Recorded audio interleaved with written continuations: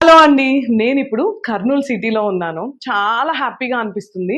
ఎందుకంటే మనకన్నా మన స్టూడెంట్స్ ఒక స్టెప్ ముందుకేస్తే చాలా బాగుంటుంది కదా. గురువుకు మించిన శిష్యులు అనిపించుకుంటాం. So house of Vasanthi second batch లో చాముండి అనమాట. తను great student and front seat లో కూర్చొని ప్రతి పాయింట్ అబ్జర్వ్ చేస్తూ ఫాలో అవుతూ వచ్చింది. ఈరోజు నేను అనుకోకుండా జోగులాంబ అమ్మవారి టెంపుల్ కి వచ్చాను. అక్క ఇక్కడే మా బొటిక్ స్టార్ట్ చేసాం. నిన్న నేమ్ అంటే ఆల్రెడీ 1 ఇయర్ నుంచి రన్ చేస్తుంది, కానీ ఇంకా కాన్ఫిడెన్స్ గా వర్క్ చేయాలి అనేసి వచ్చింది. మీరాస్ బొటిక్స్ వీళ్ళిద్దరు కూడా తనకి హెల్ప్ చేస్తారనమాట. ముగ్గురు కలిసి చేస్తున్నారు. అంతే కదా, మనం తలుచుకుంటే సాధించలేనిది ఏది లేదు. So all the best.